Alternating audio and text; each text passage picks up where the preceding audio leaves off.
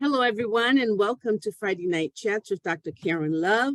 Friday Night Chats was created to provide a career networking platform with students, organizations, and the community to share diversity of thought, innovation, ideations, and leadership and organizational change.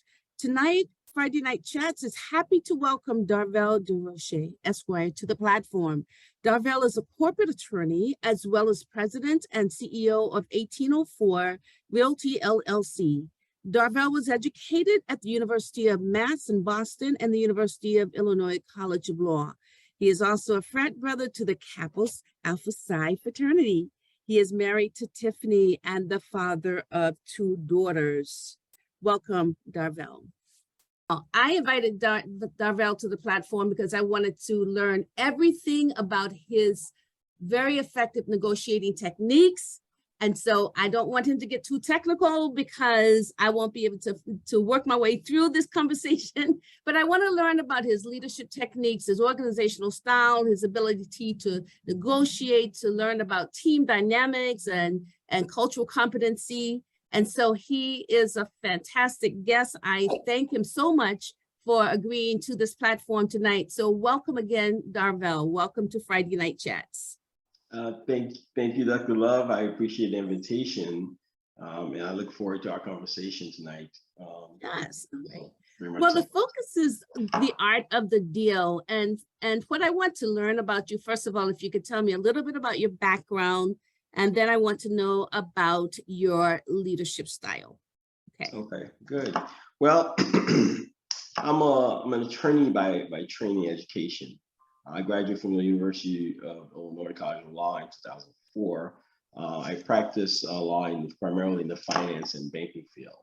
I started my career off at Bank of America, in which I was doing mergers and acquisitions. I counseled key executives on bank regulatory and regulatory compliance. I also did a lot of real estate capital markets work. So in that capacity, I was able to be one of start the bank's first new markets tax credit program, wherein the bank invested capital and made loans in real estate development projects that had a business component to it. So we financed factories, we financed university housing that had a retail floor. So we did a lot of that, which is basically real estate capital markets work. So that's my background, and for the past 7 years, I've been in real estate development. So after the bank, let me kind of go back a little bit. After the bank, I went to this company called National Equity Fund, which is a low-income community support company that finances real estate development, apartment buildings, essentially affordable housing in various communities in the United States. And so I worked with them. I gained some knowledge in the real estate field.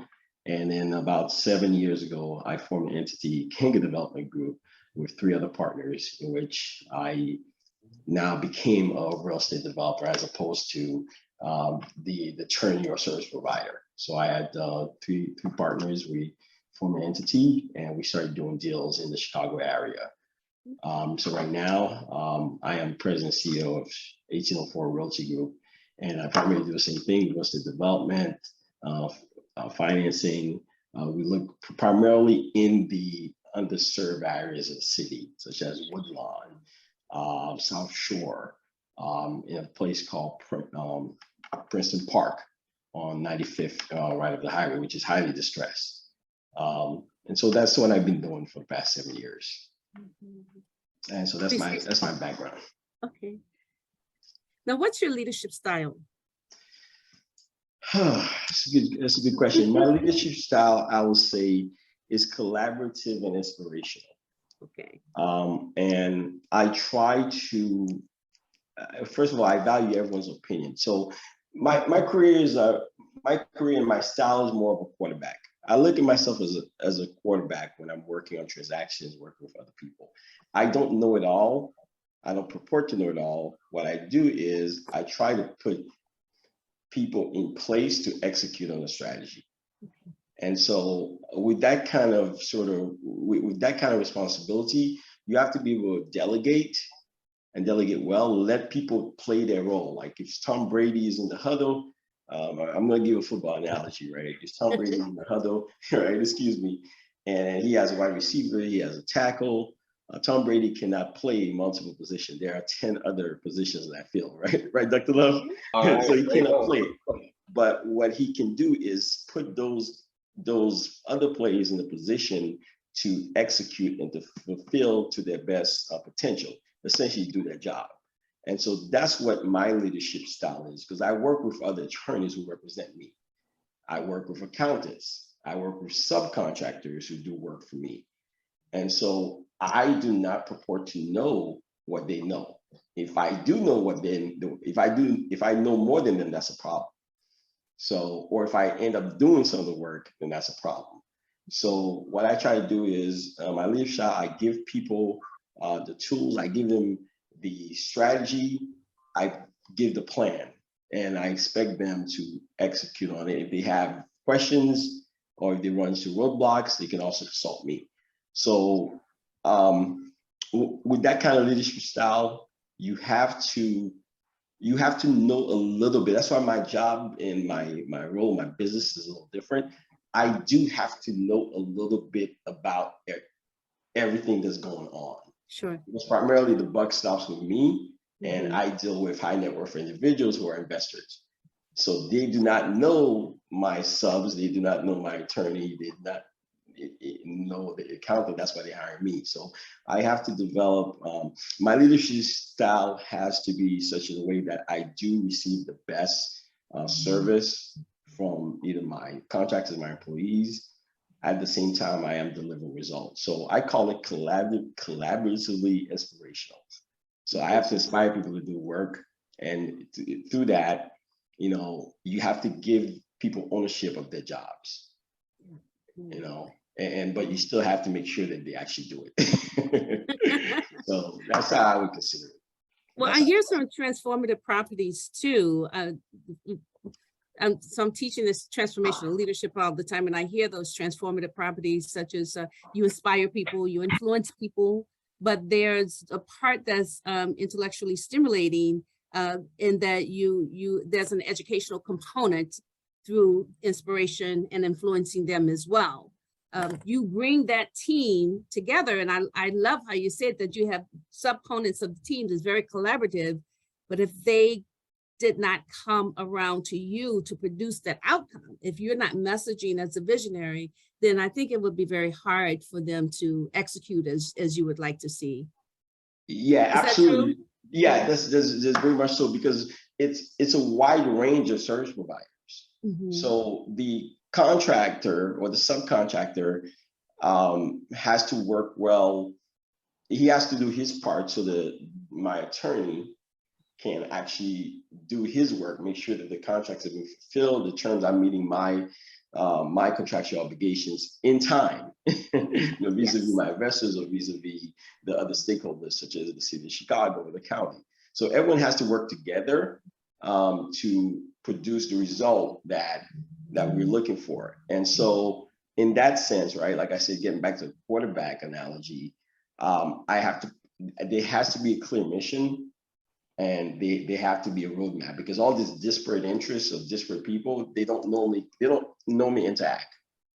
Yeah. So it's very important that the leader sort of puts forth a vision that people can that they believe in. And so that a lot of that vision too you have to receive input from those same service providers or employees. Because if you don't have the input right from them, you can't create the vision that will come to fruition. Does that make sense? It does. It does make sense. Well, the questions are coming in already. I'm gonna continue to do this interview, then I'll entertain the questions. Sure. Because I want to know a little bit more about you. That whole collaborative process that's in place. Is there opportunity to onboard correctly so that you know that you are choosing the right vendors and different parties to come in? Do you onboard these clients? Do you vet them yourselves? The collaborative I actually vet them. I actually vet them myself. That I don't delegate. Okay. Because it's very important. I'm not large, I'm not big enough that I can delegate and have a VP of operations. Operations. Yeah, my investors, my clients don't, they're looking for cost savings. They're not looking to add headcount.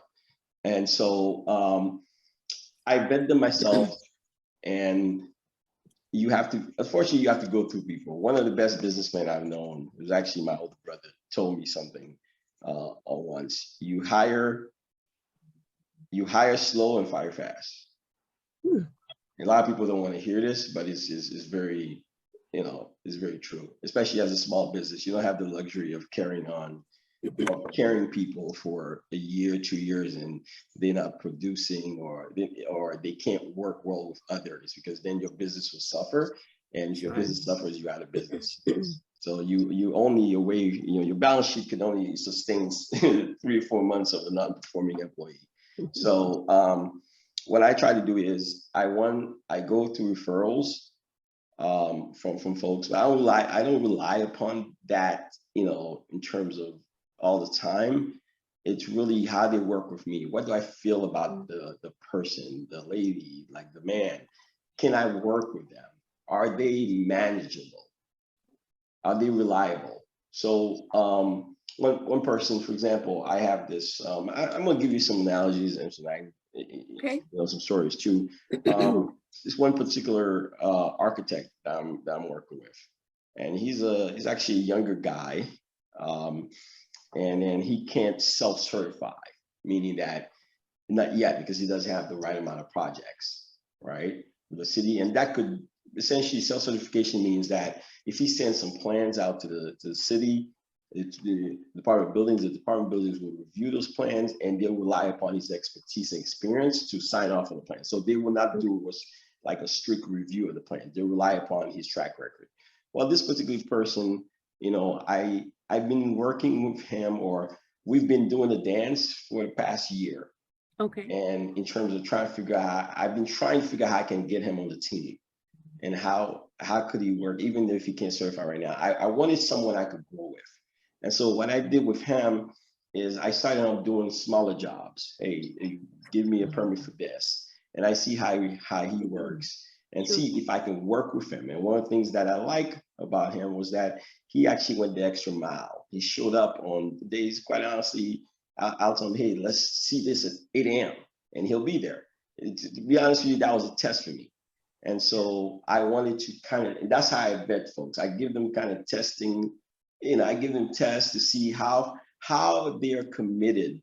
How would they be committed to my business, my endeavors? Because as I look at it, and I was a corporate worker, and it's so interesting to me now that I really understand this, is a good employee, a good person, shows commitment to your business. And so I try to measure someone's commitment to my business and my endeavor. So I do it in many ways. So that's one of the ways that I vet. Of course, the person has to be competent. You cannot, just because he's liable, he shows up at 8 a.m. But if he ends up causing, after his 8-hour workday, he causes you 4 hours of cleanup work, then that's not a problem. Then that's a problem. So we can assume that the person's competent. But, the way that you vet them is, the way at least I do is I give them different tasks. I may start them off with a small project, and then I do that with my contractors especially. I have an empty lot right now that I'm building on. Well, I'm not going to give it out to a guy that I haven't trusted, that I haven't worked with yet. Sure. So you start off small and give them projects or tasks. I don't think it's any different than what a quote unquote larger company would do, and in which employees are in trust, right? Yeah. So that's how I vet. And it's worked for me. So I've had bad experiences like everybody else, but most of the time I tend to get the desired result.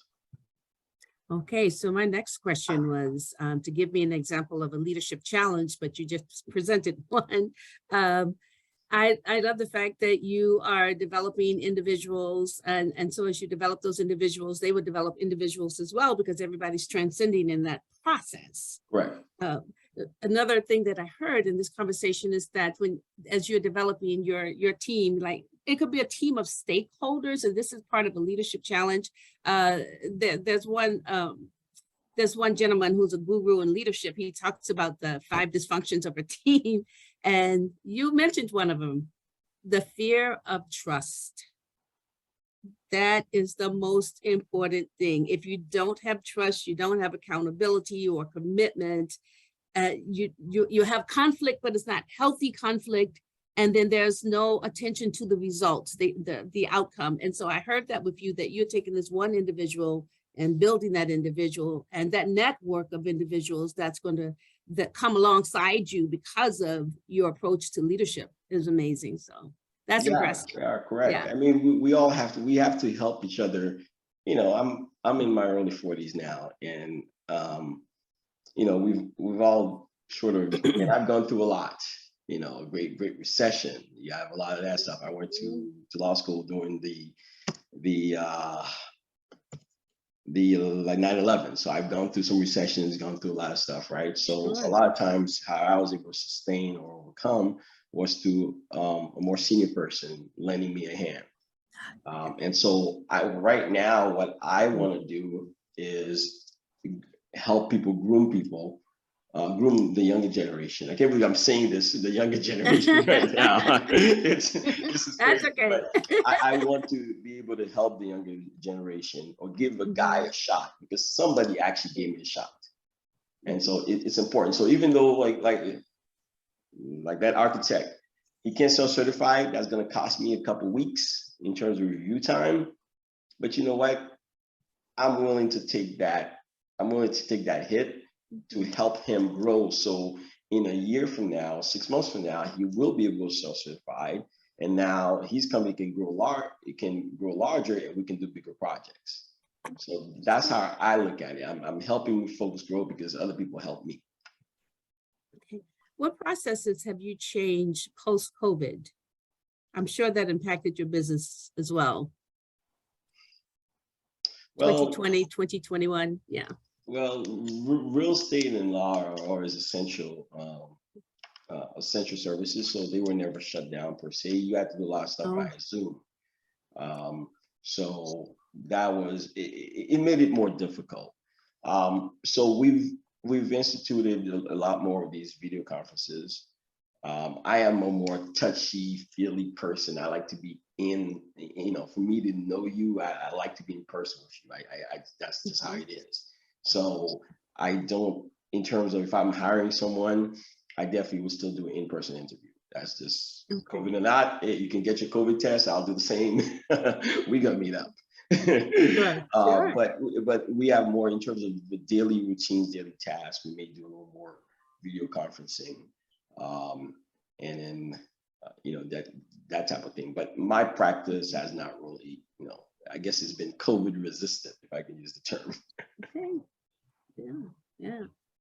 Well, the fact that it is an essential is in a category all its own, right? You will continue to do business regardless. And technology has changed everything, because we went from face-to-face classes to online classes. We had the infrastructure in place, but what we had to deal with was with the face-to-face students, they weren't used to that online platform. So there were cultural dynamics that we had to really get in and explore and to make sure it's a positive sum game for everyone. So yeah, correct. So I'll imagine in your field of education, it's probably even more tough, right? Because you know, you have some students, if they were in the class, they may be a little more, they may participate a little more. Yes. You know, but because of Zoom, you know, some people are not comfortable with that kind of you know, medium, and so it's probably hit the education sector a little bit harder. But there's also it has hit everyone, because you can't, in order for you to really collaborate and click as a group, I think there's that sort of, you know, time that you need, that you can just throw the paper around the office, you know. I guess I'm a relatively young person, but I'm old school about this. I like the office. In fact, I'm in my office right now. So I like it. I think it's a good thing. And I'm glad that we're getting back to, at least, you know, once, you know, most companies getting back to that kind of work Absolutely. style. Absolutely. Well, let me ask you about diversity. How do you define diversity? And is it important in your work, in your field, in your industry? That's a very good question. I define diversity as respect and tolerance for other views, other sort of vantage points, and just respect for humanity. That's how a basic, like the golden rule, right? Do unto others as you would unto you, but respect me. And give your employee or give this person that you're doing business with, I know, a certain amount of initially the respect that you would give anybody else. So in terms of diversity, I think right now we're in an age where, what's the term? Like this is acronym, right? Diversity, equity, inclusion, DI. Yes. Right, is big. In my industry, it's not so diverse in my particular niche, because I'm working with third-party and high net worth investors. Majority of my investors do not look like me. Okay. So because this is very capital intensive business. And so I think that in terms of one of the things that in terms of diversity, I look at it as opening the doors for other people to join the ranks. Sure. So that's how I look at it. If I can do my part, maybe we can get some more investors that look like you and me, or look a little different. That would help the industry, because then these people, because of their different backgrounds, right, and different viewpoints, maybe they will invest or commit to do projects in areas that they grew up in. Which is very important. So I look at the diversity, like you said, you just kind of answer your question. I think it's very important. I think that's something we should strive for, and that's something that we can all, do our part to bring about more. Yeah. I hope that answers your question. Yeah, it did. It did. I'm going to switch over to some of your community involvement. I know that you are a Kappa. My husband's a Q. No. Yeah, husband's Omega man, yes. But but he was saying good year though. 1911 was a good year. That's messing with you.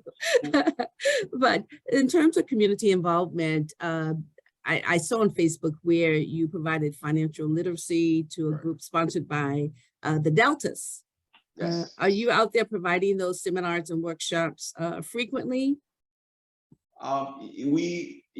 Yes, okay. When invited. I need to actually host a couple of them myself. But a certain organization that was actually Sigma Gamma Rho that hosted that. That was Delta Sigma chapter. Yeah, okay. Let me make sure you give them their love. Make sure you correct that. Yes, thank you. We don't want to slight the Sigma Gamma Rho. So no. That was hosted by that was a financial literacy symposium actually at Chicago Public Schools about, I think, in sometime in spring. So they hosted that event. So I'm asked to participate in these panels, and I look forward to, and I thoroughly enjoy doing them. And in terms of,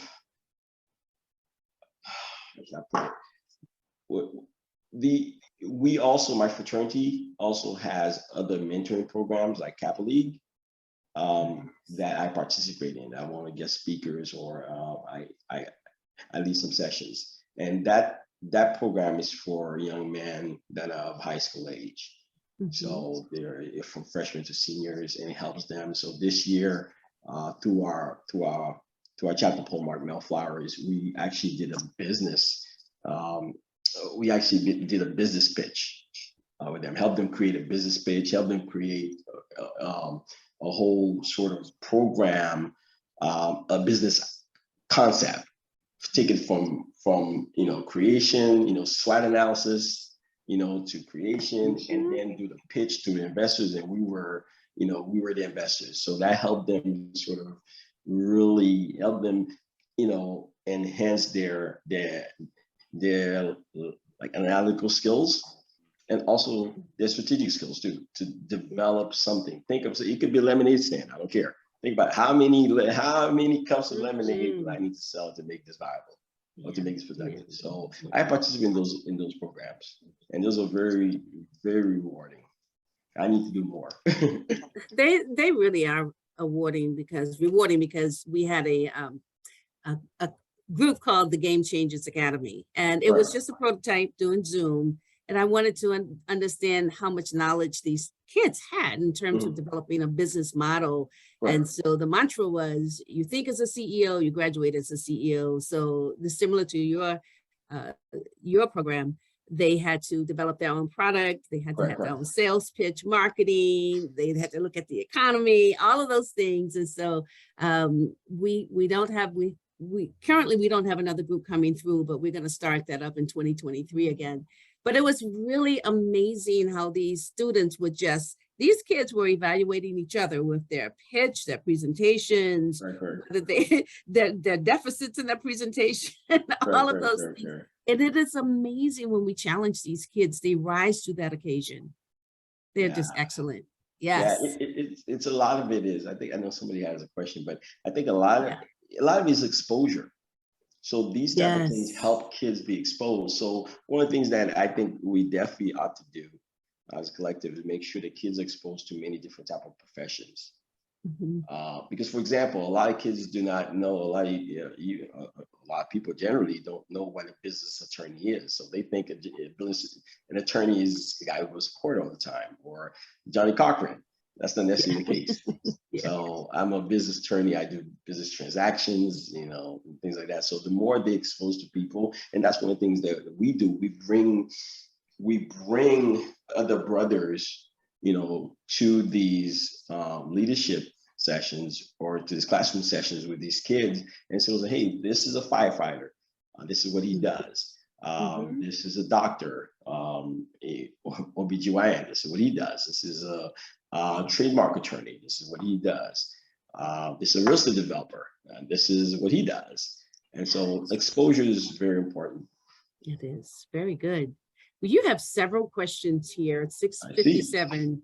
The first one is, I am the COO of the Greater House of Prayer Church. I have several undergraduate and graduate students who have logged in and are interested in acquiring property in Chicago. They save money and are making money to purchase property. Others want to invest in real estate. What advice can you give them? Okay, so the COO of Greater House of Prayer, that will be Mrs. Deborah Leverett. Yes. Thank you, Reverend Deborah Leverett, for this question. And I have to, before I start, I got to give Reverend Leverett a very big, hello. She's one of my favorite clients. She and her husband are the respectively pastor and senior pastor of Greater House of Prayer Church. The church is located on 700 East 111th Street in the Pullman neighborhood. It's actually a church that I helped to start. So I have a very good connection with them, and Reverend Leverett is actually one of my I would definitely call her one of my mentors. So I definitely appreciate her participating. In terms of, with respect to her questions as far as investing, undergraduates who have some sort of capital, have some sort of savings, I would say what they have to do is make sure that their credit is where it ought to be as an investor, and to work with the right people. Because your first acquisition, you may not know much about. And really, the thing about real estate, what tends to make some folks go laugh in a way, or not have the success that they want. It looks very simple. Hey, I can buy this for 100, put in 100, and I can make it, and I can sell it for 350. Yes, that's true. However, there are many variables that go into it. So I would say those folks have to surround themselves with the right service providers, with the right people, the right stewards.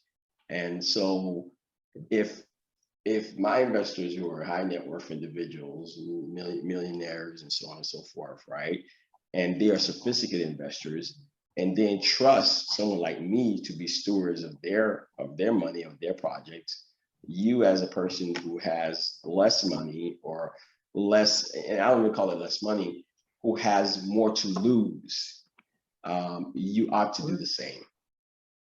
And then as your knowledge base grows, this is what happened to me. As your knowledge base grows, then you can take on more by yourself. Mhm. You know, so I would advise them to answer a question, I'll advise them to link up with folks that are already in it, that are already doing it. Yes. And so then you will be able to learn, because I've done a lot of learning over the past 8 years. Mhm. And my first 2 years in the industry, I was able to link up with 2 people that had collectively about 40 years of experience in the industry. I came in thinking I'm the hot shot, I'm an attorney, corporate attorney, I know some of these people, but I did not know anything about real estate on that level. I knew it about real estate capital markets, but not how to actually make a viable real estate project. And so I had to sit back and learn, and I had to, you know, find a way to produce and contribute. So that contribution was really handling the administrative and marketing and getting investors as I learned, as I build up my acumen. And so I think one of the things, so what they need to do is really link up with the right people and understand that you don't know, you may not know as much as you think you know. But that's perfectly fine, because other people are willing to work with you and to help you and to protect you. Mentorship and ministering angels all around. Mentorship in all facets. You could be 50 years old and going into some other industry first time. You need a mentor. This is not about age. This is about experience. Nothing teaches you. I know the Reverend probably has a biblical saying. There's nothing as valuable as experience, and the only way you can get it is by experiencing, right, Reverend? Exactly. Well, your second question is, what are the first steps in acquiring investment properties? Which is best, land, homes, commercial, or the mix, or a mix? It's really homes. The easiest, well, nothing's easy in real estate, right? This is not, a lot of people think it's glamorous. It's really not. It's hard. You spend a lot of time on the field and you're looking for that property that makes sense, right? But one of the best things you can do is start with a house, simple single family house. You find a house that makes sense, that is the right price. In some markets, more difficult than others. You know, before the Fed decided to tighten its belt, prices were outrageous, so there was no margin. So now it's starting to be a little margin, but people are kind of pulling back and want to see how the economy is going to go. But find yourself a single family house. If you're a newbie, right? First and foremost, find yourself a good realtor or sort of an owner's rep like myself to work with, and find yourself a good contractor, and make sure you have that team in place, either to referral or whatever else. Somebody in your family may have worked with somebody before, and find a good asset that you think you can make money on. And if you have any hesitation about the deal, always assume the worst about the numbers. Okay, so this is not a game for optimism.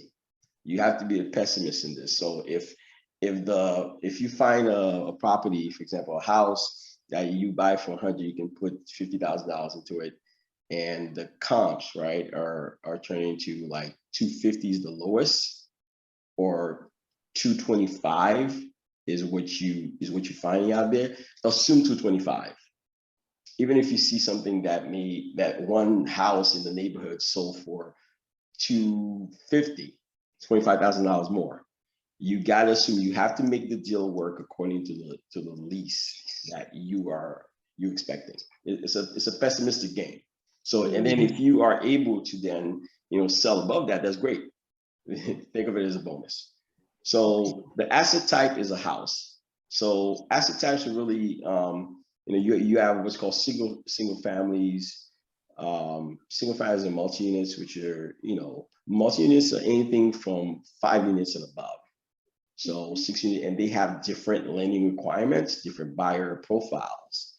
So how I always start in the industry is buy a single family house, take your house, rehab it, and either hold it for rent or flip it or sell. You know, right now we're not in a flipping. We're starting not to become in a flipping market. So you have to buy a good asset that you can refi and hold and rent, and maybe take a little money out and move on to the next. Real estate is a long game. A lot of people do not realize that. They think a lot of folks who get rich. Yes, the majority of American millionaires. Well, let me rephrase that. A good number of American millionaires, they make their millions through real estate, but that's over a long term. It's not a get rich quick scheme as people think. Yeah. So start with a house, start small, do that. And next thing you know, you can multiply. I went from one house to the other. Next thing you know, you have 6 houses. And now your balance sheet looks real good. And now you can jump up to a multifamily asset. So that's the best way of starting out. Okay, excellent. I have another question from Rebecca Dumas. She says, as a first-time buyer, I was interested in purchasing a single family home, but also I feel that there are more opportunities from purchasing a multi-unit property. With your experience, what would be your educated choice? A lot of lenders do not like to lend to first-time home buyers who are purchasing a multi-unit. They don't like to do it because there's a risk to being a landlord, and so that risk is you end up having a situation where someone bails out on you for the rent, and now if you are depending on that person to pay the mortgage, and you can't make the mortgage note. So a lot of lenders stay away. They like to see, hey, women, do you have an asset of your own? You know, and then you can move on to they look at it as you know, multi-units are passive income. And so they look at that, they look at those kind of deals, or those kind of client profiles a little risky. Some would do it, but I'm saying a lot of them don't. My thought right now, though, if you can get a lender who would actually finance you, absolutely. Buy the 2-unit building, which is the cash cow of any real estate portfolio. Buy a 2-unit property. If the lender is willing to give you a rehab loan, most of them will not, because you don't have the rehab experience. Buy something that you can rent out as is, live on the first floor. Give the tenant the second floor. Rent it out and have that tenant be able to pay you essentially their rent, be able to cover a good percentage of your mortgage, 60 to 70%. And then you save the rest and save for repairs, capital expenditures, and so on and so forth, and move on to the next. And what you would have done is you would have created a track record of essentially doing what's called an acquisition and renovation, or acquisition and whole transaction. And then a lender will have a problem with you going out and getting more assets. So at this stage, what I would advise that this particular person is, if they find a lender who's willing, and I can work with them on that. If they find a lender who's willing to finance them, get yourself a 2-flat that makes sense, and live in the first floor unit, rent out the top floor. That's nice. Okay. Well, I think this next question is twofold. She has ideally, and then she has high again. So I'll start with the high again, because I think you've answered some of that question. I would like to purchase a single family home next year. I also would like to purchase investment property. How do you suggest going about it? And part 2 of this question is, how much money needs to be saved? Please provide a range or specifics. Well, let's start off with a single family. If you would like to purchase a single family home, the single family house, the housing market has slowed down a little bit. We're not in a recession or anything like that, or a downturn. I think it's just a market correction. So in the next coming months, you see prices are going to start dropping. So it's going to make it a little more affordable. So if you can purchase a house right now, first quarter 2023, that will be a good time to purchase it. The interest rate will be higher, but the price, there might be sort of a trade-off between the price, right? Between the price and the interest rates. So if you, as a first-time home buyer, you can get what's called FHA. FHA can finance you 97% of the property. So you would need to bring about 3.5%. Now, I actually just got some information. B of A is coming out with a program with 0% down for purchasers that are in minority, I believe that are minorities. So this just came about. I have to look more into it. But those programs require only 0% down. But majority of lending programs, lending products or FHA is 3%. So you have to bring 3% of the actual, value of the loan. Mhm. So normally a conventional loan is 20%. But majority of people, right, in this day and age, if a house is $400,000, they cannot afford 20% down. So FHA has lower credit profiles too. There's some strings attached, but that would be the best way of going about it. And as far as a kind of the second prong of her question, if you are thinking about buying a house for your personal use, and you also think about getting a multifamily or multi-unit, get the house first. Because the bank, for your personal use, the bank is going to really comb through all your finances, look at your debt to asset ratios, your credit lines. They're going to go through up and down. If the banks do not want, especially for your personal asset, they do not want to see multiple accounts, multiple debts, before you make a house purchase. Personal house is the most important and the most intensive purchase that you are going to make in your lifetime. So I would say if that person, they do not have a house and they want to be first-time home buyer, focus on buying a house. That's what's going to create the wealth for you. Excellent. Let's see. Scroll down.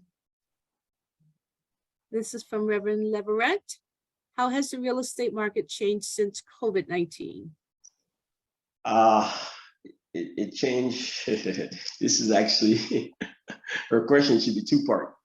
How has it changed after COVID, and how has it changed over the past 4 months since the quantitative squeezing? Oh, So yes. I'll answer it in two parts. So once COVID hit, the real estate market, like every other sector, experienced a lack of inventory. And that lack of inventory was created really through in the recession, in the Great Recession, 2008, 2009.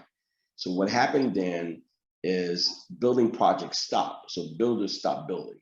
Builders like myself, it just did not make economic sense to continue to build houses. A lot of these guys lost their shirts, and a lot of builders they're not putting up 20, 40, 50 units. They're not Magellan or Belgrade builders. They don't have that kind of balance sheet. So they may be small guys who are contractors who are putting up 3, 4 units. Well, 3, 4 units add up, just throughout the country. So when the Great Recession occurred, those guys, or those builders, they lost their shirts, they stopped building.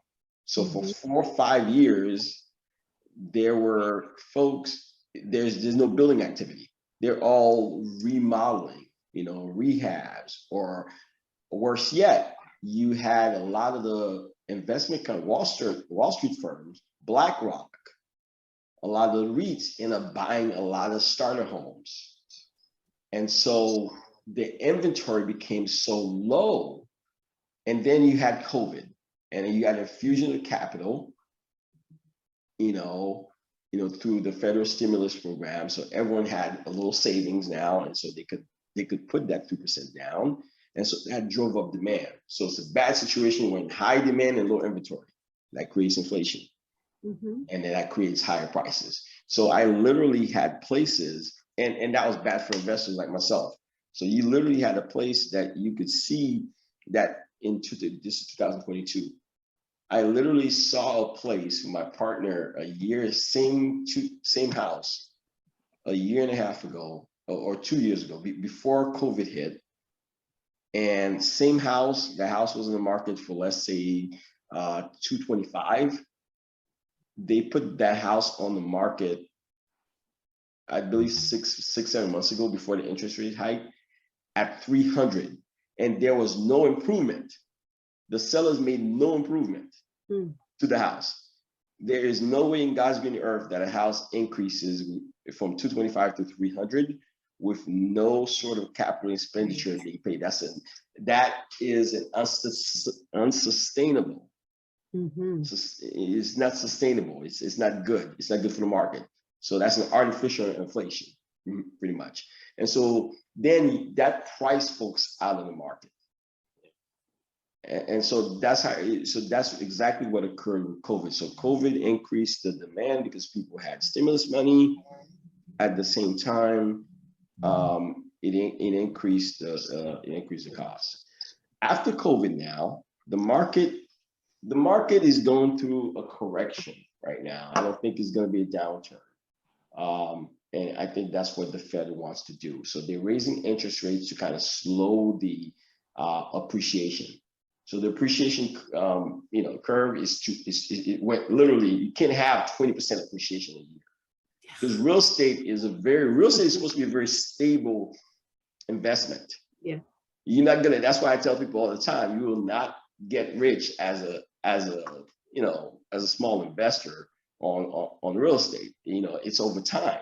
You build your balance sheet, you build your personal net worth, but you will not become Donald Trump, if I can use his name, through real estate overnight. It takes time. So the Fed is really trying to stem that tide of the 20% appreciation, which is unsustainable. And when that happens, there's going to be a crash. So right now, what's happening is there's a little less demand. Prices have dropped a little bit. Maybe, what used to be 300 is now sellers are advertising for like 290 or 285, but that's good because that price was artificial. You cannot have 20% appreciation in an asset type that's supposed to be more steady than the stock market. So what you end up having, you have volatility in the real estate market that you normally find in the stock market. The stock market can recover because it's easier and quicker to sell a stock than it is to sell a house. So investors cannot recover. So what I'm seeing right now is a good thing. So that's also it's also making investors kind of pivot too. So flipping is sort of waning. It's slowing down, which is a good thing because I think too many people were getting into it, and so that's what drove the market higher. So you had folks trying to hit that home run, and so the rise in interest rates, that's allowing allowing things to calm down a little bit, which then will help the prices and ultimately will help the end buyer who's looking for their first home. Because if I cannot make money on a deal for my investors, I won't buy the house. So then that house will not be renovated, it will just sit there, or that land, I will not be able to build upon it. So then you end up contributing to the shortage. So this little market correction that we have, and I think there's going to be a little more pain, it will ultimately be helpful. So hopefully this is like the recession of 2001, in which we have like about 6-7 months, maybe it's a little painful, but then, we come quickly out of it. To the market correction. Yeah, it's a market correction rather than a downturn. I'm hoping. So there are a lot of questions on here. I am trying to give everyone an opportunity to ask these questions. So my apologies if I skip your question for those who have asked multiple questions. But here's one from Erica. She says, to all interested parties, what are the pitfalls of foreclosure properties? Everyone loses, including the bank, in a foreclosure scenario. And a lot of folks, and we call bankers banksters, and as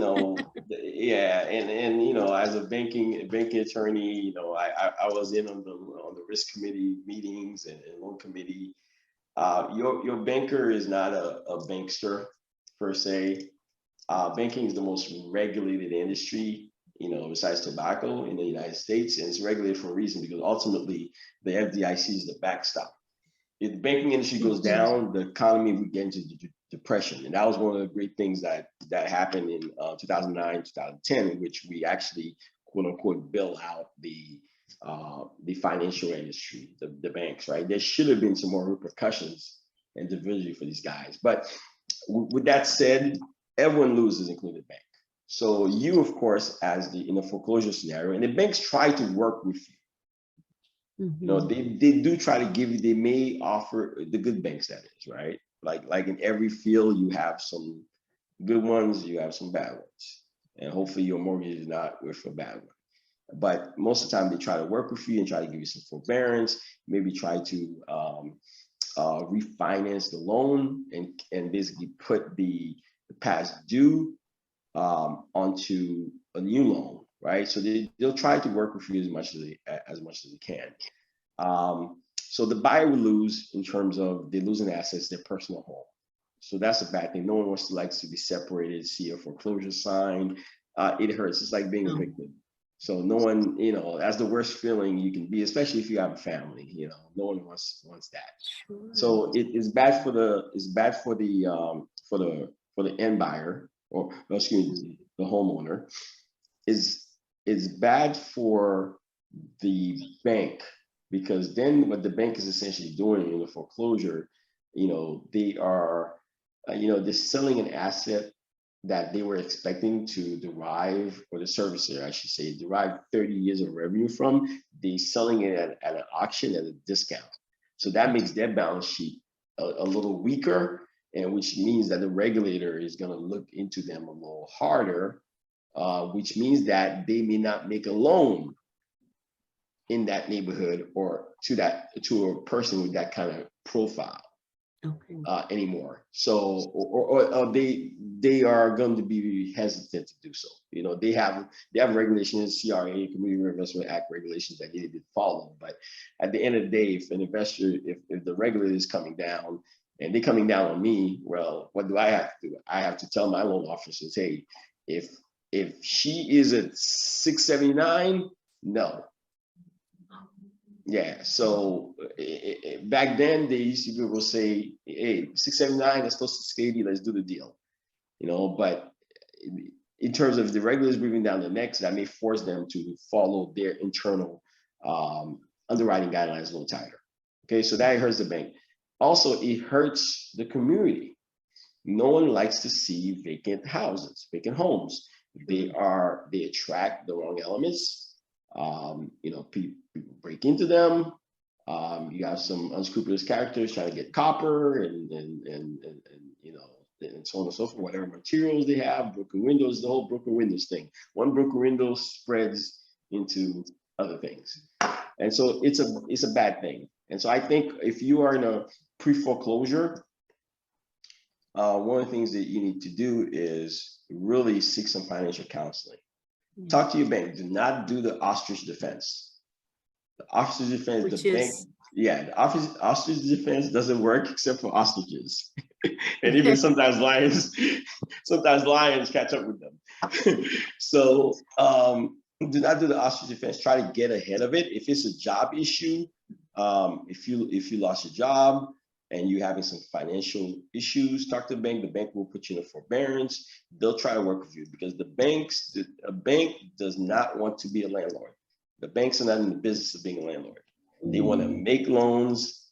They want to make loans and cash checks. That's the primary function of a bank under our FDIC and Federal Reserve regulations. They issue loans and cash checks and handle deposits. They do not want to be landlords. So it hurts everyone. So like I say, but everyone in that system wants to work with you as a buyer. So best thing to do is reach out to your church, reach out to trusted people in your network. Beggars should not be too proud. You shouldn't be too proud to beg. So at this point, you have nothing to lose. But what you can't do is do the ostrich defense and hope that somebody will take care of it, because they won't. Because when it gets to the point that the bank does file, then what happens is, a lot of people don't understand this. The file is removed from asset management. Now it's handed over to a third-party foreclosure law firm. And when that happens, essentially the bank has washed its hands of the loan, the lawyer's in charge. And you don't want to have the foreclosure attorneys in charge of the file. Are you that guy? No. No, I've gone toe to toe with them. I've gotten a lot of properties from them. I helped out some clients. I got some properties out of foreclosure. I got a couple of them, and we try to work something out with with the seller. So I've been able, as in terms of my career or my work over the past couple of years, I've picked up some buildings and I really helped out by it. So I try to identify those and help. But I'm not that guy. I'm not a foreclosure attorney at all. No. I don't. Too messy. I don't like that. No. I like to win. I like everyone to win. Yes. Well, here's a question from Krista Robertson. She says, with interest to purchasing investment properties, do you recommend using personal credit SSN or building up a business credit profile in placing investments under an EIN? That's actually a fallacy. Okay, any investment property that you buy, you are ultimately the guarantor. So you can have, unless you Chase Bank, and then you buying some lot that you're building another for a branch, you as an individual, you will always have a personal guarantee on the loans. So if her question, I think I know where she's going. If her question is, should I put the property in an LLC? Absolutely. So you create an LLC and you title it under whatever it is, Dr. Love LLC. So you title it an LLC, you create it, you form it. It can be single purpose, it can be multi-purpose entity. You create that entity and you put your various properties into it. There's some tax savings. There's some limitation of liability goes into it. So if you as an investor, one of your properties goes belly up, that doesn't mean you go belly up. But ultimately, you are the guarantor. You have to personally guarantee that loan. Every lender requires that. Okay. I have one more question here.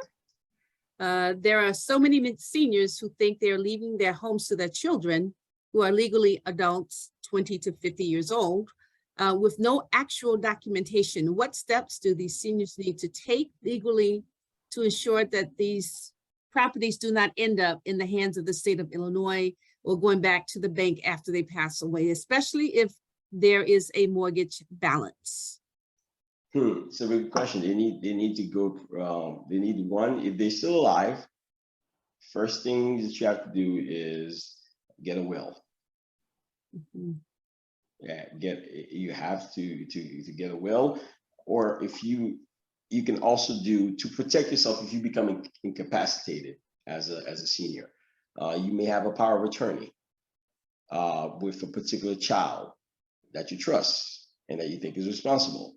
And say if something were to happen to me, if I moved over to, let's say, a nursing home facility, I cannot take care of my personal business, then you, Michael, John, you are authorized to transact on my business accounts to pay my mortgage. Sure. So that's the first thing I have to do, get a power of attorney, designate an individual. That senior, it doesn't necessarily have to be so say, for example, someone doesn't have any children, doesn't have any, children, but they have nephews and nieces.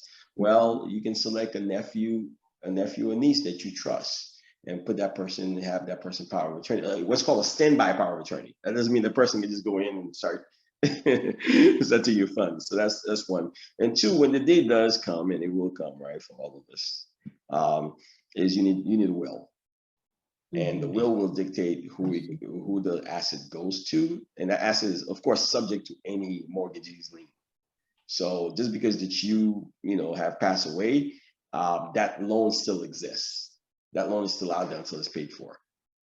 And so that's one of the ways that you can protect that home, make sure that the person who receives the asset, pays off the loan or continues to pay off the loan until they pay it off.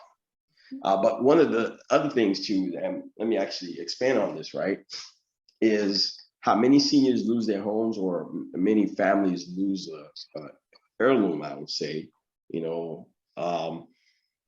is really taxes.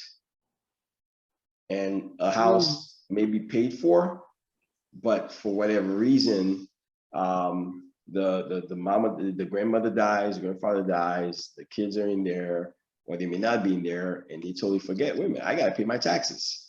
I have to pay my property taxes. Now, land and real estate and homes, you never own it free and clear. You have rights to land. So I'm giving you some lawyer speak right now. So you as an individual never really truly own your plot of land or house.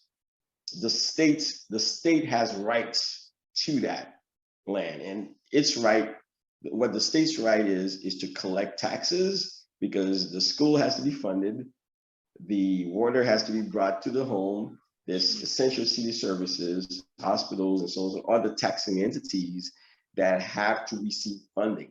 So the state ultimately has the master lien on that property. If you don't pay, they will take it.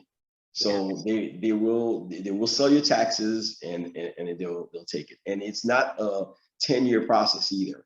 You have the city, the Cook County, you have 2 years to redeem. They will not sell your taxes, like let's say 2021, and taxes are due in arrears in Cook County. So right now people are paying for the 2021 taxes. Well, guess what? You don't pay those taxes, the city at the next, or the county at the next tax sale will sell it. And then an investor says, I don't really do that work. It's too messy. I don't like it. But the investors, they have no problems doing it. They will buy those they'll essentially buy those tax liens, right? And wait. And you have 2 years to redeem those taxes. If you don't redeem, then the investor owns something free and clear. And so you end up losing a $200,000 house over a $3,000 tax liability. My goodness.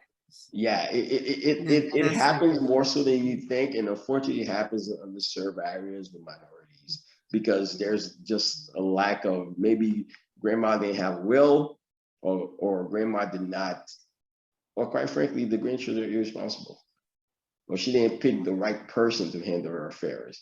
Or sometimes we think we're gonna live forever, unfortunately. I've encountered that in the business world.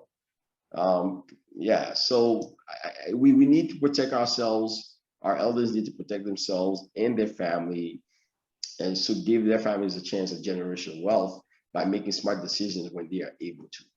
At 50, 60 years old, not at 90 years old, and you're on your deathbed, and you say, oh, I decreed this house to you. Well, deathbed, deathbed, acts don't really, they're not effective. So you need to have a will. Okay. You consult a good attorney. That's the main thing. Consult a good attorney. And attorneys ask for retainers. Like everybody else, we're providing a service, essential service, and it costs money. So if you have assets, do not be where you're going to be paying. So this is the gist of it. All right, this final question is from Sharif. He's been on the phone since about 6:15 or 6:20. Finally asked the question, but has there been high demand for property management companies to manage multifamilies or mixed use properties? And how is it or not beneficial to the investor? Can you repeat that question again, please? Okay. Has there been high demand for property management companies to manage mixed families or multifamily used properties? Yeah. Mixed use, yeah. Yes. And how is it or not beneficial to an investor? Okay, yeah. I think demand, Sharif I definitely understand Sharif's question. It is very helpful to the investor if you have the right management team. If you have the right management company in place, right? Not everybody, just because that you go to a big company does. I'm experiencing this right now. So a couple of my investors took down a 35 unit building in the north side of Chicago. In a very prime location. This wasn't cheap. And these are not institutional investors. I mean, they work for institutional guys, but these are their own personal portfolio that they purchased. And it was for a pretty penny. They hired a big management company, and it hasn't gone well. And they had to call me in my company to stabilize. And so I've been doing that over the past, and it's taking me a lot of time. I had to hire staff, but these are my investors, and I'm not gonna let the ship go down. And so what you would have thought that a large management company should be up to the task, and they were not. But again, right, whenever you're hiring somebody, you're not hiring the brand, you're hiring the person. Yeah. And so that's very important. So a good property management company with the right people on site is absolutely essential for any investor, especially if they have a large portfolio, large building. You cannot manage a large building by yourself because there's too many things. You need on the ground, on the ground person there to sort of handle tenant relations. You need a leasing person. You of course need a maintenance and janitorial staff, which is really the backbone of any operations. So a property management company is really essential, but it has to be the right one. It has to be one that's agile and that's also in tune with the owner's needs. And you can't go in, you have to be versatile. You can't go into one place and expect to manage it the same way as the other. Like I have buildings on the South Side that I manage a little differently than something in Lincoln Park. That doesn't mean I allow the tenants to do whatever they want, or treat people differently. But I may, I may look for I may give some folks a shot, and I also may apply some rules a little. I mean, more strict with certain things, or most of the time, more understanding. Because a lot of people living paycheck to paycheck.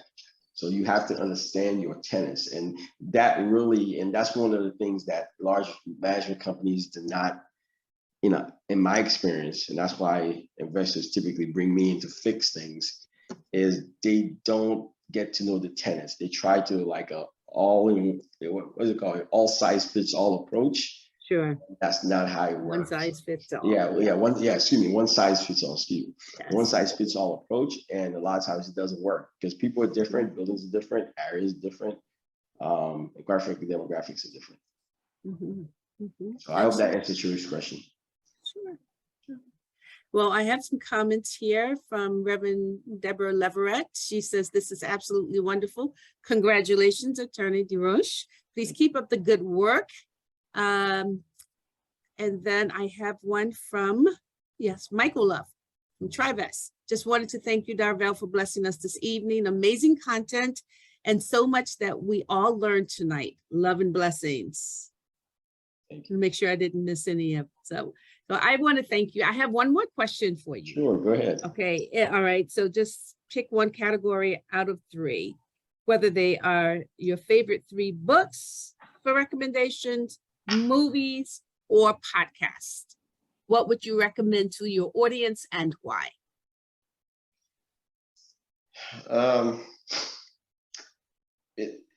It's actually, in terms of books, it's a mix. It's a mixture. I like the book called How Developers Think by Peter Brown. That helps you understand what I look for in my industry. It really helps you understand how developers pick a certain project and why one project gets done and another doesn't get done, what the developers look for. So that helps you understand the real estate game in a way, and how a developer would go about sort of processing, analyzing a development, project, a proposed development project. So that'll help. I actually got another book too called, Why Should White Guys Have All the Fun? It's by my friend, brother Reginald Lewis. It's a good book to read, because I think a lot of us, right, even me when I was in my younger days, I limited myself, because I thought, hey, I could only do X, Y, and Z. I didn't come from this family. I didn't go to this school. And so you limit yourself, and then you end up finding out when you get into the business world and you see people cutting your checks, and you say, wait a minute, dude, I have more education than you. And you're cutting my check. So what am I doing? And so that helps. I think that book will help people sort of remove, break that glass ceiling that they have their own minds. I used to have it. I can't lie to you.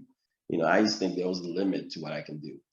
But I know the only person who has who can, put any limits on me right now is the Almighty. So I know that.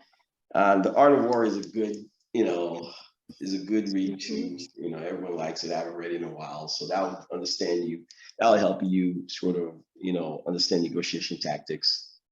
Help you understand how people think and how to think one step away. Understand you. I hate to put it like understand your enemy, but enemy is a strong term. Understand your opponent. Yeah, understand your opponent, and fourthly, let's be honest, right? Whatever religion you are, whether it is Christianity, Islam, Hindu, like Judaism, I think you should really read your Bible or your Quran, whatever it is, because I think the nuggets that are in those books, they were created, by someone greater than us. And I think the lessons within the Bible and the Quran, are timeless. That saying, or do unto others as you would do unto yourself, that's, the golden rule. I think if people live by the golden rule or try, we're all fallible creatures, we're humans, right? If people live by the golden rule, do well to others, and it will get back to you. Karma is real. And a lot of people do not realize that. That's why I try to live my business life as I do my personal, is, I try to do good by people. And it may not work. I may not get it back in 3 months, but you know what? I've had a lot of situations in which I did something for someone.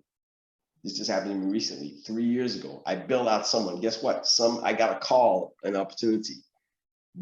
Because that person said, hey, you should really talk to Darvel. And I said, who referred you? He said, oh, well, I don't want to say it. And I know exactly who it is. Yeah. So do good by people, and it will come back to you. Absolutely. Absolutely. But Darvel, where can listeners find you online? How can they contact you? They can contact me. Email's the best way to contact me. My email is D, my first initial, my last name. Desroche is DES. Maybe you can put that in the chat if you want. Got it. Yeah, DESROCHES at 1804realty.com. Email's the best. My phone number, I don't care. I'll give it out to Facebook, 217-390-9056. My website is under construction, but you can also find me on LinkedIn.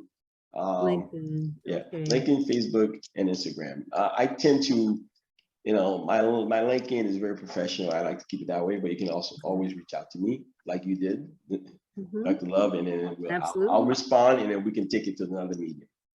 Okay. Well, I want to thank you so much for taking the time to have this conversation. It was very, very good. I learned a lot. We all learned a lot about investment and negotiating tactics. So I want to say thank you. And I'm so surprised Dr. Love didn't ask any questions tonight. So he's listening and learning. Wow. Great job tonight. Don't give him a moment. That's a preaching moment. Dr. Love has always been as cool as the other side of the pillow. Never re-preach a great sermon. That's what I say. Oh, I like that. Never re-preach a great sermon. You did great. Thank you, Darvel, for sharing your wealth of knowledge tonight. Not only did we learn about leadership, we learned about effective strategies for real estate investments as well. Thank you, everyone, for joining the platform tonight. If you'd like to see this broadcast again, you can view it on www.FridayNightChats.org or YouTube at Friday Night Chats with Dr. Karen Love. You can also hear the podcast on Apple iTunes, Apple Podcasts, Pandora, Spotify, and iHeartRadio. Good night, everyone. God bless. See ya.